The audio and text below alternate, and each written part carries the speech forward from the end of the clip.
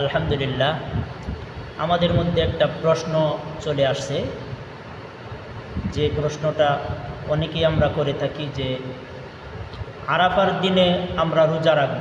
এখন আরাফা কি 9 তারিখে না 8 তারিখে? বাংলাদেশের যেই দিন 8 তারিখ হয় ওই দিন সৌদি আরব আরাফা হাজিরা আরাফার ময়দানে থাকেন। তো 9 তারিখে তো আল্লাহর রাসূল বলছেন আরাফা হচ্ছে 9 তারিখে। তো 9 তারিখে সৌদি আরবের 9 তারিখ, বাংলাদেশের 8 তারিখ। তাহলে এইখানে যেহেতু একটা মতানৈক্য চলে আসছে, এটার সুস্থ সমাধানের জন্য আমরা 9 তারিখে এবং 8 তারিখে দুইটা রোজাই রাখতে পারি।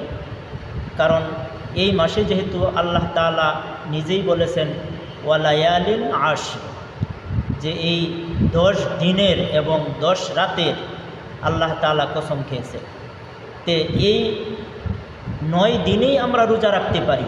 তার মধ্যে আমরা যদি দুইটা রোজা রাখি তাহলে তো আমাদের কোনো সমস্যা হবে না। দুইটা রোজা যদি আমরা রাখতে পারি তাহলে আমরা আরাফার দিন যদি 8 তারিখে হয় তাহলেও আমরা আরাফার রোজা রাখতে পারলাম, 9 তারিখে হইলেও আমরা রাখতে পারলাম।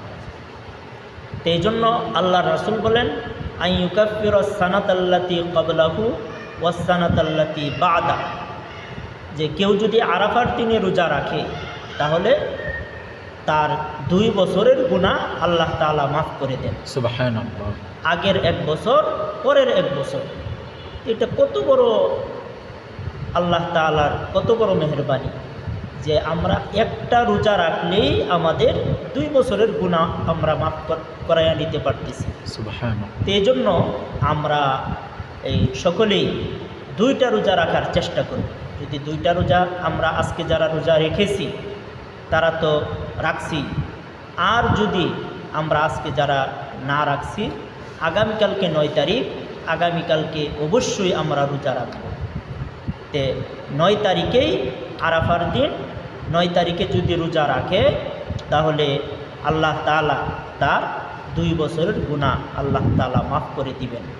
সুবহানাল্লাহ। আর রাসূল করিম সাল্লাল্লাহু আলাইহি ওয়াসাল্লাম বলেছেন যে এই আরাফার দিনে একটা বিশেষ দোয়া আছে, খায়রুদ দুআই ইয়াউমু আরাফা, যে সবচাইতে উত্তম দোয়া হচ্ছে আরাফার দিনের দোয়া। আরাফার দিনে যদি কোনো মানুষ দোয়া করে আল্লাহ তাআলা তার দোয়া অবশ্যই